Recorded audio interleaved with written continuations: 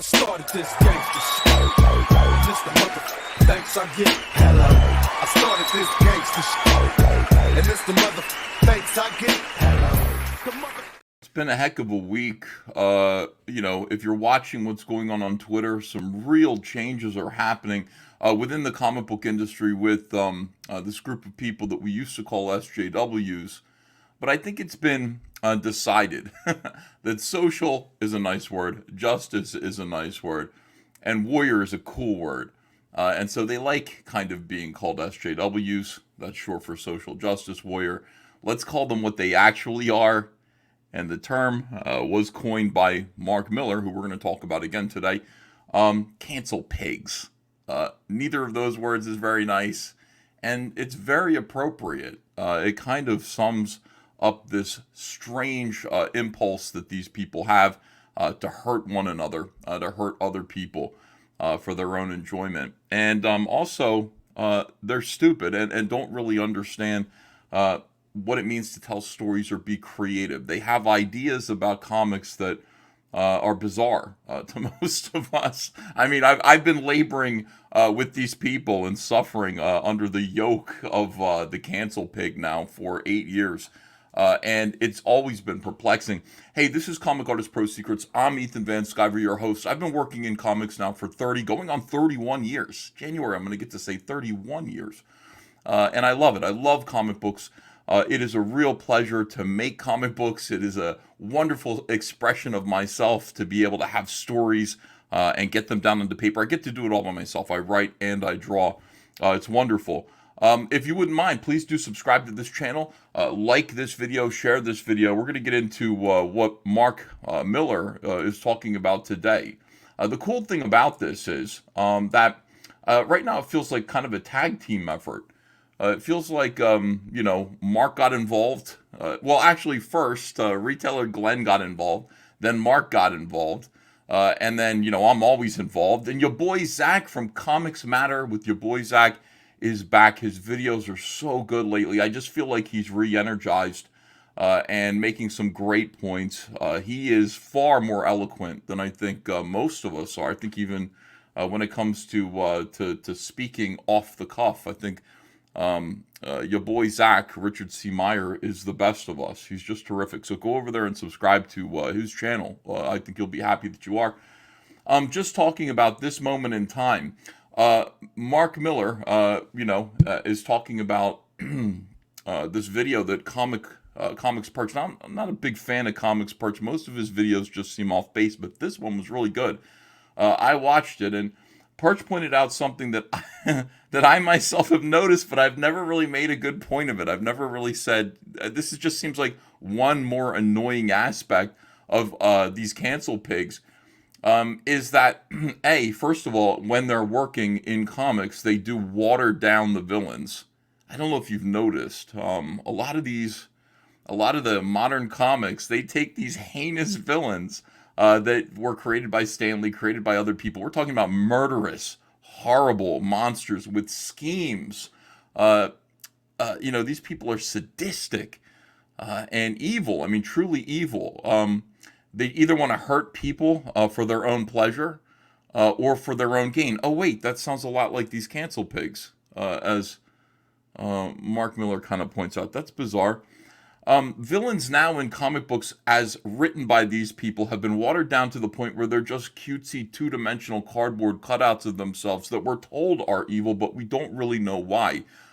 They're not really showing us truly well thought out Machiavellian sinister schemes that we know ourselves, like, oh, that's evil. That is really, really bad. I hope our heroes can overcome these villains. And remember, our heroes are only really as good as our villains are. If our villains are truly terrifying and evil monsters that seem unstoppable and seem like, they're evil and their schemes are insurmountable, then our heroes can rise to the occasion and can do great things. Like if they can overcome and defeat and punish these villains and end their threat, our heroes become that much more potent and powerful and beloved by us, respected by us. We want to read more about them and we put our faith in them. And this is one of the reasons why I love Superman. Superman, no matter how big the threat is, no matter how big the problem was, Superman could be counted on to save the day every single time. It's always great to see Superman coming. Well, to begin with, these people, these cancel pigs working within comics and then reading comics, have forgotten what villains actually are and do, and therefore, because they tend to use the villains created by other creators who they don't like against them. In this case, you've got them attacking Mark Miller because he's created villains in the past that have been so devious and so amazing. I mean, go read Nemesis. Nemesis will blow your mind. You'll be like, I can't believe anybody could conceive of this threat. Yes, Mark writes terrific villains. And I always talk about Authority. I used to read The Authority that Mark Miller wrote. Frank Quitely drew it. It was fantastic. I remember driving back and forth from like New York City to Woodstock, where I was living at the time. And I'd let my wife drive so that I could I'd stop at a comic shop, read the New Authority. I have great memories of this. And there was one scene that was just diabolical. There was this character called the Doctor. He was a villain, and he could time travel, and they're fighting the Authority. They're fighting the heroes, and the Doctor goes back in time and sexually assaults one of the female members of the team when she was 13, and then comes back to the present, and she, of course, goes catatonic when she sees the face of her abuser from the past, and then he easily defeats her. That is sick, but it's brilliant. I mean, that is brilliant writing, and obviously that's a villain who we're going to have to beat. We're going to have to destroy that guy. We're going to have to, and when we finally do, it feels great because we know how evil this character is. You can't do that anymore with this crowd, and this is another reason why these cancel pigs are anti-art. I mean, for me, my idea, and this affected me too. I mean, not to put myself into this situation, but let me just say I've experienced it as well. I was given Sinestro when I was working with Jeff Johns, okay, on the Green Lantern books, and Sinestro was basically just this kind of guy who hated Green Lantern and so on and so forth. That he really didn't seem to have much of a motive. We had created the fact that yellow energy was fear. That was a new thing that we were going to do, and it was, that's what yellow was. That's why his ring didn't work against yellow, was because yellow was fear, and you need to be determined and without fear in order to make your ring work. We were actually making all of this stuff, all of this goofy Silver Age stuff make sense. It was wonderful. And then I talked to Jeff, and it was like, let's build up this army. Why wouldn't there be a Sinestro Corps, a Yellow Lantern Corps of terrorists who do nothing but create fear? And at the head of this new group of yellow power ring wearing terrorists should be a man with charisma, the charisma of a dictator that we'll recognize from the past.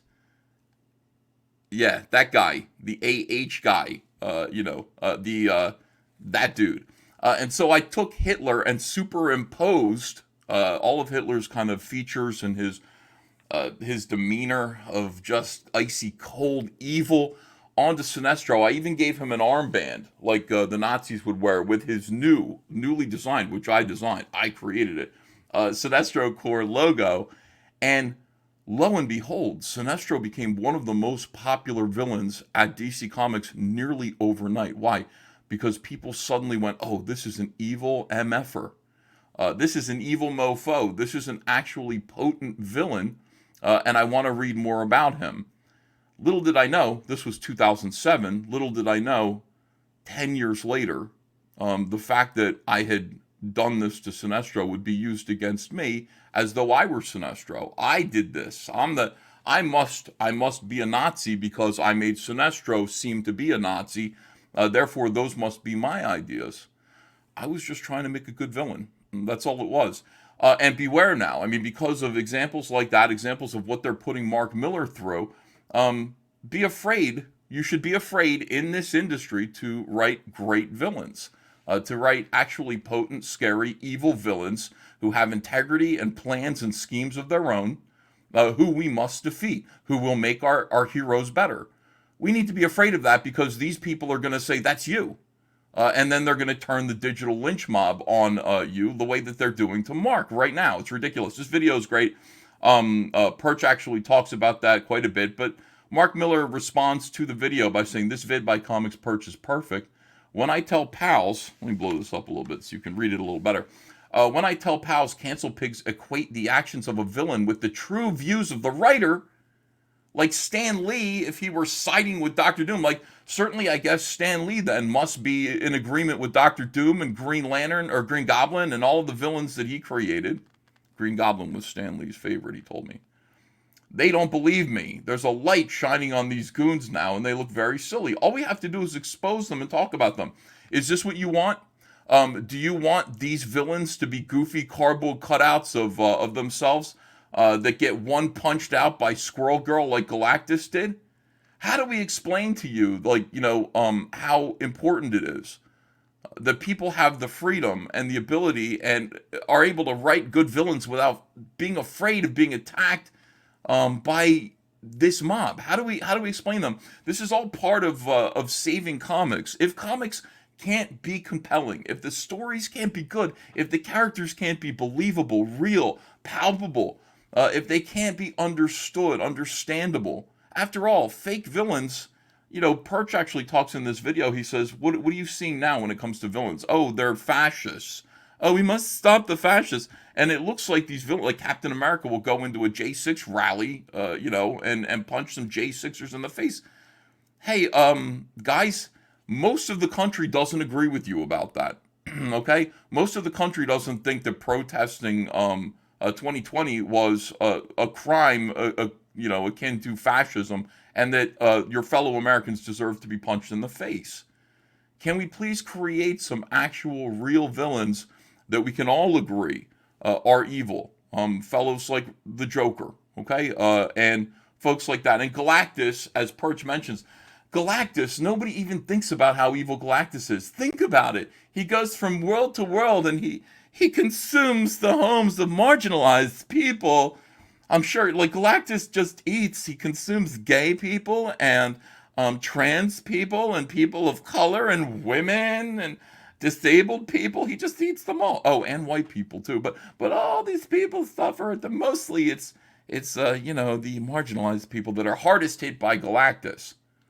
We got to actually make these villains evil again. Now, Mark says, we know, of course, what's really going on here. Cancel pigs hunt creators. Okay, this is important. Cancel pigs hunt creators under the guise of virtue. That's what it's really all about. Why? Because many of them are sociopaths who take pleasure in hurting others, i.e. actual villains, and B, sadists, the sadistic aspect of villainry, and B, they really want their jobs. Thieves, villains, okay? There's two reasons. They want to hurt you, they enjoy hurting you, and they want your job. See the current situation of the Big Two for how that worked out, smiley face. The most shameful episode in their little reign of terror was their hunting and marginalization of Howard Chaykin, who's a Democrat. Howard Chaykin's an old school, just if we're talking about politics, I've talked to Howard Chaykin many times. He's so much fun. He's a kind of he's a kind of fun, embittered. He's kind of like your uncle who voted for John F. Kennedy and got disillusioned after the 1960s. Like, he's a really fun liberal kind of guy. And he's also very nice, but he's a little bit grouchy and sardonic. Most talented creators in the biz. They tried to destroy a man. He's in his 70s for internet likes. Oh, why? Because he if I remember this correctly, he did a comic book for Image in which he depicted the lynching of a Muslim person. So, I mean, that's, again, a depiction of evil, right? Well, lynching a Muslim person, that would be something that a villain would do. That's something that we should be concerned about. You're not allowed to even depict that anymore. You can't show a villain doing evil things in comics because, again, these cancel pigs, I keep wanting to call them like the R word or something like that. I really get angry about them. Because they're so destructive.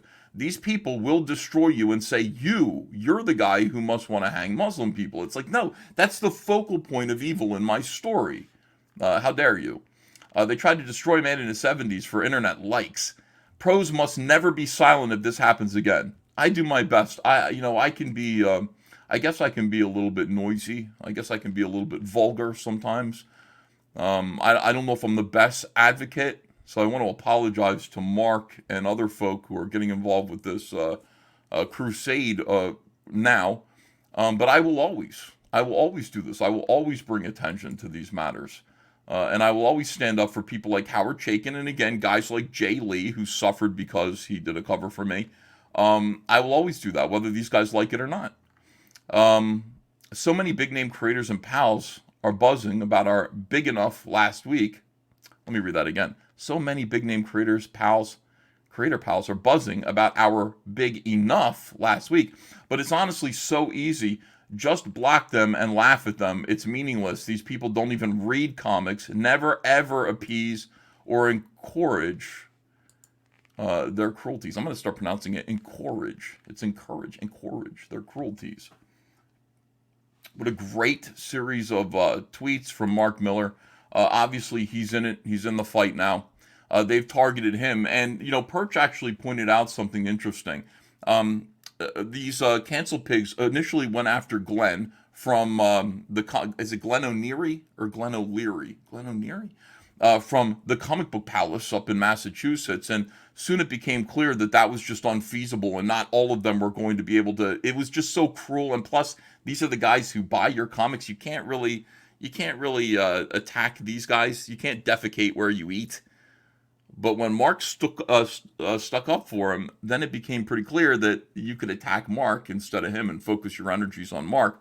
And then and then it's like, but Mark is a legend. And then when Mark said hi to me, then a lot of them peeled off. They're like zombies. Like, what's the easiest target for us? Like, okay, this one's too big. This one's too dangerous. This one's a little better. And then here's me, like Mark going, hey, bud, cheers, bud, he said to me. Then let's go after Ethan Van Sciver instead. I mean, okay, I'm used to it, and that's fine, but I'm so happy to see Mark in on this. Those of you who are Comicsgate, who have been with us this whole time, boy, we are at, this is an important turning point in the struggle, our struggle, as it were. This is important. What's happening right now is an opportunity to really make change, because we have people who are starting to see it and who are deciding that they can no longer stay quiet about it, no matter what the consequences are. And if enough of them do that, there won't be any consequences. If enough of us stand up and tell these cancel pigs no, what we have and what we're trying to protect here with the comic book industry and this art form is far too important to worry about social consequences on Twitter, about being dragged on Twitter. We have to actually push back on these people and tell them no. Tell them no, like their fathers should have if their fathers were still in the picture or ever existed. We have to tell them no. And I think you're seeing a lot of people actually stand up. Mark is saying a lot of people are talking to him behind the scenes. This is great. This is great news. I want to say thank you to everybody for watching this video. Tell me what you think. What should we be doing right now? How do we fix this? I'm just going to keep going forward. My villains, the Vespis, are about as evil as it gets. I think people, look at the Vespis here, eating human beings here. About as evil as it gets. And I don't care. Like, they're not me. In point of fact, they're definitely not me. They're based on some real evil that I encounter every single day, and I want to point that out. I want to, make that into part of the fictional web that I'm spinning here. I'm just going to do my part. I'm going to keep making comics. You can join me by backing Cyberfrog, backing any independent comic book coming out of Comicsgate. Yeah, I think we really could make a difference. We can reclaim the art form. Here's the trailer. And by the way, please do like, share, subscribe this video. Ring the bell for notifications. You want to be a part of our live streams as well. Those are a lot of fun. I'm able to hear your concerns in real time, your ideas.